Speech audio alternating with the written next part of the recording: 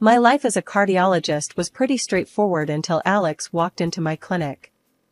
That day changed everything. I remember it was a busy Tuesday morning, and I was halfway through my coffee when he came in, looking a bit nervous but with a smile that could light up the room.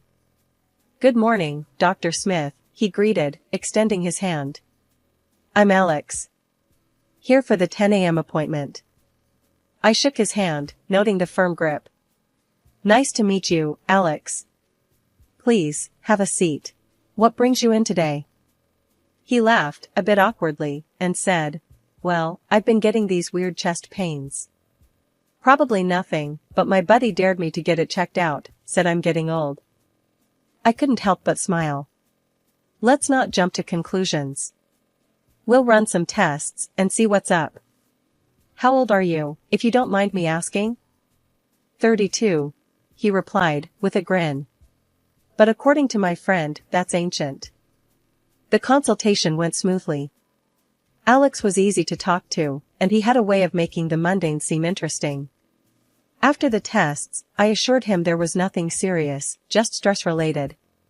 He seemed relieved, but lingered a bit longer than necessary. "So, Dr. Smith, since I'm all healthy and not ancient yet, would you consider having dinner with me? As a thank you for the peace of mind?" His tone was playful, but I could tell he was serious. I hesitated, not used to mixing work with my personal life. "I'm not sure that's a good idea, Alex. I try to keep professional boundaries." He leaned in, a mischievous glint in his eyes. "Come on, it's just dinner. No strings attached. I promise I'm a decent cook, and I make killer lasagna." I laughed, surprised by his persistence. "All right, lasagna does sound tempting. But just dinner, okay?" "Deal," he exclaimed, looking victorious. In the months that followed, Alex was relentless in his pursuit. He'd show up at my clinic with coffee just the way I liked it or surprise me with tickets to a concert of a band I mentioned in passing. His charm was undeniable, and his attention, intoxicating. 6 months into our whirlwind romance, he popped the question in the most Alex way possible, during a hike, out of breath, and with a ring that was slightly too big. "Erica, I'm probably going to regret this tomorrow when my muscles are screaming, but I can't wait any longer. Will you marry me?" he asked, panting and kneeling on one knee. I laughed, tears in my eyes, both from the joy and the absurdity of the moment. "Yes, Alex, I'll marry you. But only if you promise to carry me back down this trail." That was the beginning of our adventure together. Little did I know, the real challenge was just around the corner. Meeting his mother, Elizabeth, for the first time was when I realized our journey wouldn't be as smooth as I had hoped. She was the epitome of strict and domineering, with a love for her son that bordered on obsession. Our first meeting was over dinner at their family home. Elizabeth eyed me like a hawk, sizing me up as if I were an adversary rather than a potential family member. The tension was palpable, and Alex seemed to shrink a bit under his mother's gaze. "So, Erica, Alex tells me you're a cardiologist. That must be demanding," Elizabeth said, her tone polite but cold. "Yes, it is, but I love my job. It's rewarding to help people," I replied, trying to keep the conversation light. "And you plan to continue working after the wedding?" Her question felt more like an interrogation. I nodded, suddenly feeling defensive. "Yes, I've worked hard to get where I am. I don't see why getting married should change that." Elizabeth's lips thinned into a disapproving line. "I see. Well, I just hope you remember that your first duty is to your husband and future family, not your career." That night, Alex and I had a long talk. He assured me that we'd face whatever came our way together, including his mother's disapproval. I wanted to believe him, but deep down, I knew this was just the beginning. Elizabeth wasn't the type to back down, and neither was I. After the wedding, Alex and I settled into our routine. Life was good, or so I thought, until Elizabeth, my mother-in-law, decided it was her divine mission to fix our lives. Her surprise visits became a regular annoyance, each one marked by her critical eye scanning our apartment like a drill sergeant inspecting a barracks. One Saturday, as Alex and I were enjoying a rare lazy morning, the doorbell rang. I glanced at the clock, 8 a.m., and groaned. Alex shot me a knowing look before heading to the door.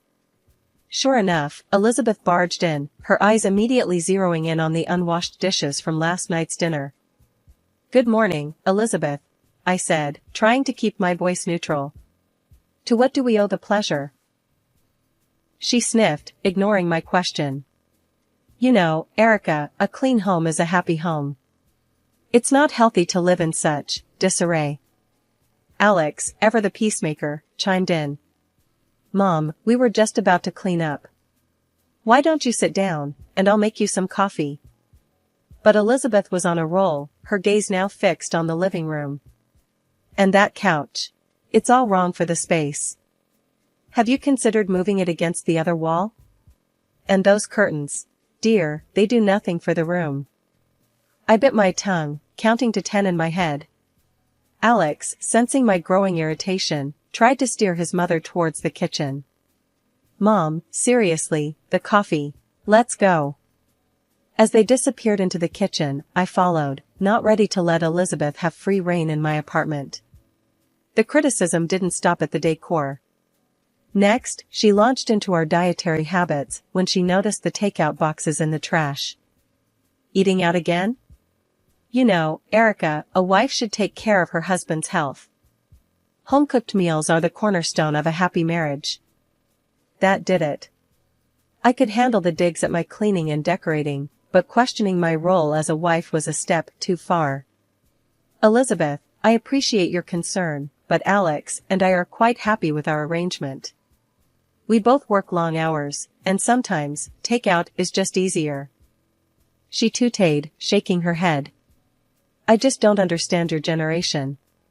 When I was your age, I had a home-cooked meal on the table every night for my husband and son." Alex, bless him, jumped to my defense. "Mom, times have changed. Erica's not just a housewife. She's a brilliant cardiologist, and I'm fully capable of cooking or ordering pizza if it comes to it."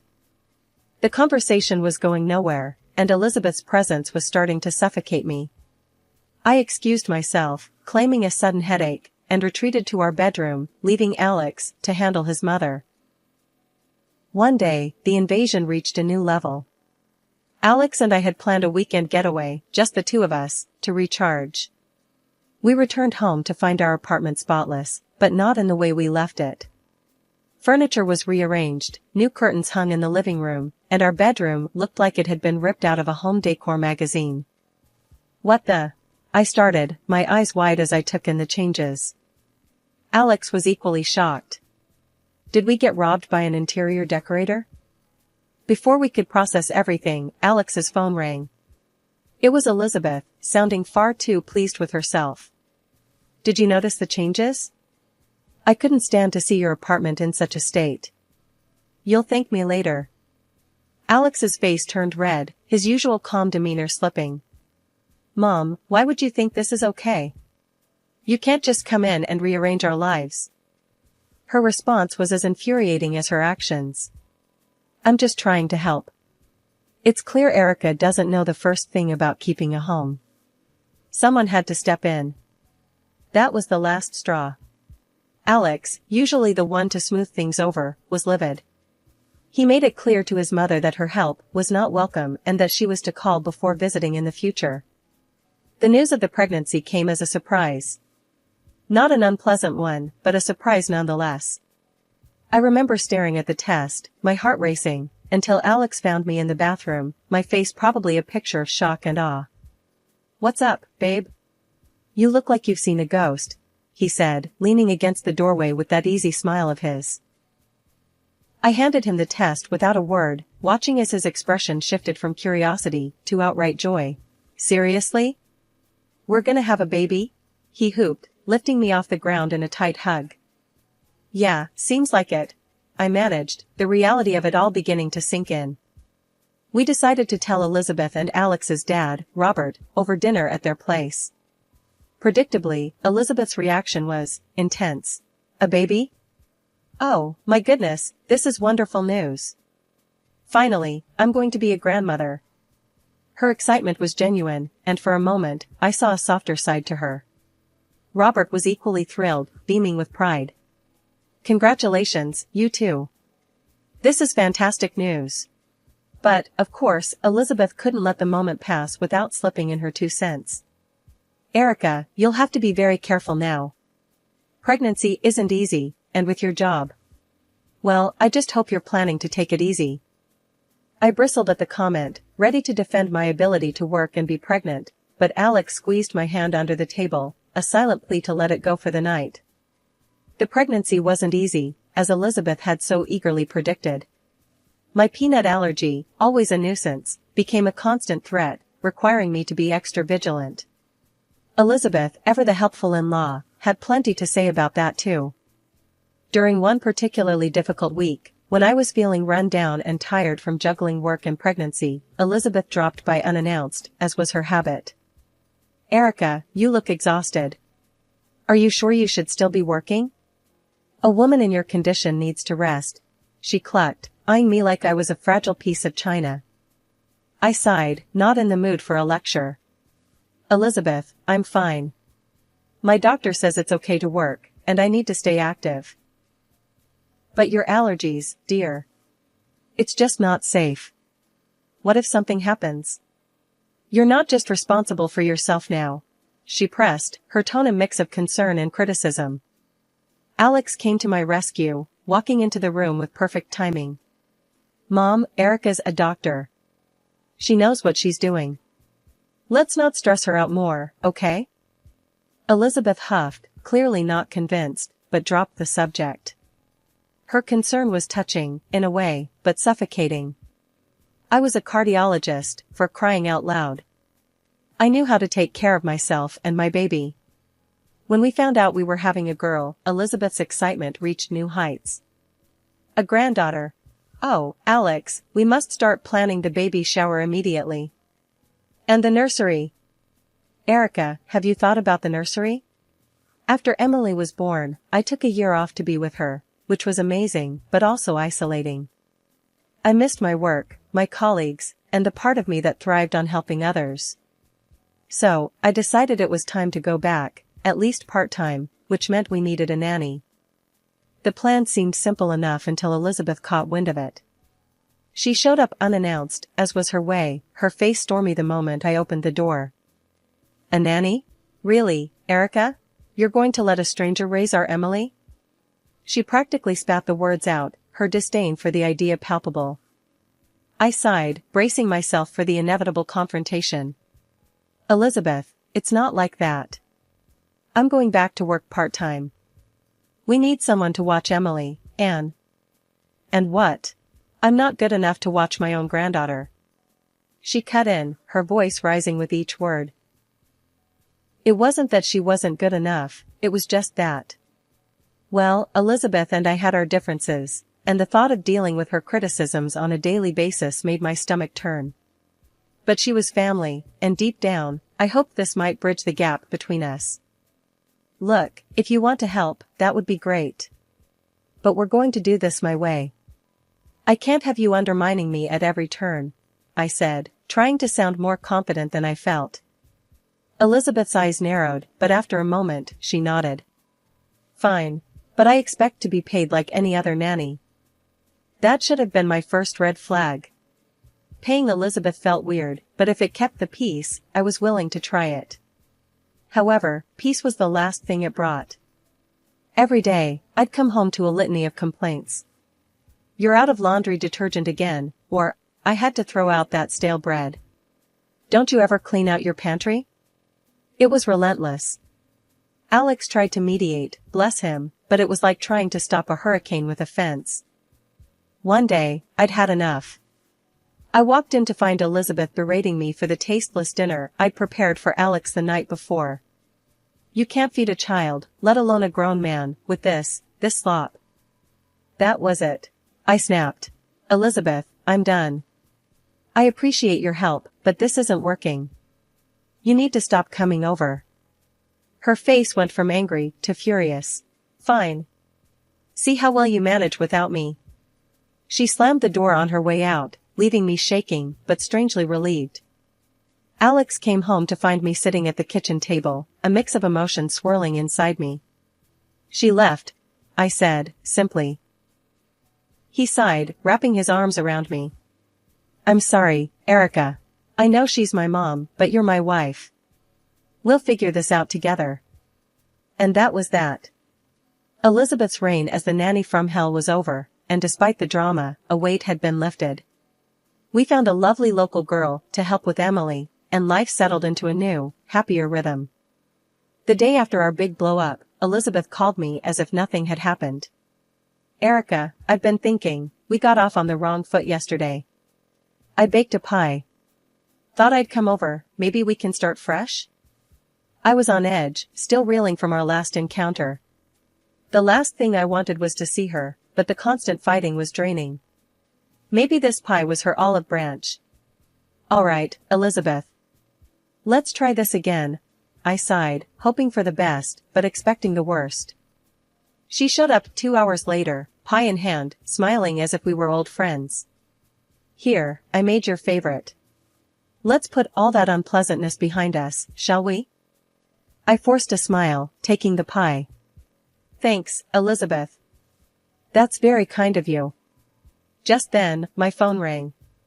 Work needed me, urgently. My heart sank. I couldn't leave Emily alone, not with things so strained between Elizabeth and me. Actually, Elizabeth, I just got called into the clinic. Would you mind watching Emily for a bit? I asked, the words tasting bitter in my mouth. Her eyes lit up, a stark contrast to the dread filling my stomach. Of course, dear. Go, don't worry about a thing. We'll have a grand time. I hesitated, looking at Emily, then back at Elizabeth. There was no choice. Okay, I'll be as quick as I can. Thank you, Elizabeth, I said, rushing to gather my things and head out the door. Driving to work, my mind wasn't on the emergency waiting for me, but on Emily and Elizabeth. The uneasy truce felt fragile, and I couldn't shake the feeling of dread about leaving them together. Every minute dragged on, my thoughts constantly drifting back to how Emily was doing, hoping that Elizabeth's offer to make amends was genuine and not just another tactic to assert her control. The day was dragging on, my mind a constant cycle of worry about Emily and trying to focus on work, when my phone rang. It was Elizabeth, panic edging every word as she practically yelled, Erica. Emily, she can't breathe properly. You have to do something. My heart plummeted. Calm down, Elizabeth. Tell me exactly what's happening, I said, trying to keep my voice steady despite the rising panic. She's wheezing and her face is all puffed up. What do I do? Elizabeth's voice cracked, a mix of fear and confusion bleeding through. I knew immediately what was happening. Listen to me very carefully. Go to the kitchen, second drawer. There's an EpiPen. Use it now. I'm calling 911 and I'm on my way. Hanging up, I dialed 911, explaining the situation as best as I could while grabbing my keys and rushing out the door. My mind raced, thoughts jumbled. How did this happen? We were so careful with food. I made it home in record time, finding the paramedics already there, attending to Emily. The relief that washed over me when I saw her breathing was better, albeit still strained, was indescribable. Elizabeth was a mess, pacing back and forth, her earlier accusations forgotten in the face of the emergency. I don't know how this happened, Erica. I swear, we didn't eat anything unusual, she said, her voice trembling. I didn't have time to respond, my focus solely on Emily as the paramedics worked. They decided to take her to the clinic for further observation, not wanting to take any chances. I nodded, understanding and grateful for their thoroughness. At the clinic, they confirmed it was anaphylactic shock, likely from a food allergen. I couldn't wrap my head around it. We were so careful, especially with Emily's and my allergies. There must have been some cross-contamination, I muttered, more to myself than anyone else. Elizabeth was quick to defend herself. I didn't give her anything from the list you gave me. You have to believe me, Erica. I'd never put Emily in danger. I was too tired to argue, too relieved that Emily was okay to hold on to anger. We spent the rest of the day at the clinic, Emily gradually returning to her usual self, though still a bit groggy from the medication. That evening, after the longest day of our lives, Alex and I sat in the living room, holding each other, grateful for the quiet and that Emily was safe in her bed. The stress and fear had drained us both, but there was a sense of relief that it was finally over. Alex, ever the caretaker, got up to make us some tea. He spotted the pie his mom had brought over earlier on the kitchen table. "Hey, you want a piece of pie Mom brought?" he asked, trying to lighten the mood. "No, thanks. Just tea for me," I said, not having the slightest appetite for anything, especially not that pie. He shrugged and cut himself a piece. That's when he noticed something that stopped him cold. "Huh, looks like someone already had a bite." Then he took a bite, chewed thoughtfully, and his face changed. "Wow, that's a strong smell of peanuts." My heart stopped. Peanuts. The reality hit me like a ton of bricks. "Alex, that's it. The peanuts. Your mom, she knows I'm allergic." "And Emily." I couldn't finish the sentence, the implication too horrifying to voice fully. The next day, we confronted his parents. The tension was palpable as we laid out the accusations. Alex, usually so calm, was shaking with anger. "Mom, did you put peanuts in that pie? You know Erica and Emily are allergic. What were you thinking?" His mother's face was a mask, but her eyes, there was something in them that chilled me. I just wanted to make a pie. I didn't think." But Alex wasn't having any of it. Didn't think? Or didn't care? "You could have killed our daughter." That's when his dad stepped in, his voice thunderous. "Is this true? You endangered your granddaughter? I can't believe this. I'm calling the police." And he did, right there and then. The police came, and faced with the evidence, Elizabeth didn't deny it. "I just wanted Erica out of the way," she said, a statement that would haunt me forever. After everything that went down, the dust finally settled. Elizabeth was sentenced to prison, a severe punishment that kept her away for a good long while. It was a tough pill to swallow, seeing family torn apart like that, but it was necessary, for Emily's safety and our peace of mind. A few weeks after the trial and all that, Alex's dad, Robert, showed up at our door. It was the first time we'd seen him since everything happened. The man looked like he'd aged years in just a few months, weariness etched into every line on his face. He didn't waste any time, just got right to the point. "Erica, Alex. I'm so sorry. For what Elizabeth did. I can't even begin to. I just never thought."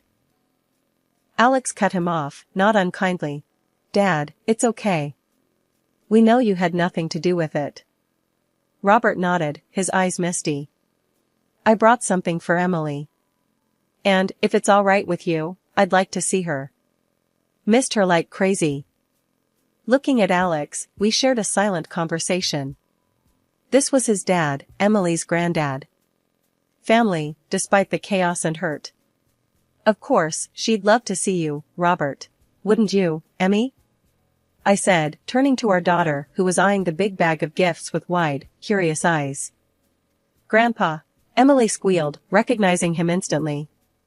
The joy in Robert's eyes was unmistakable as he knelt down to hug her, handing over the gifts one by one, each wrapped with care. Later, sitting down with cups of coffee, Robert spoke up again. "I've filed for divorce. Can't stay married to someone capable of, well, you know. It's hard, after all these years, but it's for the best." Alex put a hand on his father's shoulder. "It's going to be okay, Dad. We're here for you.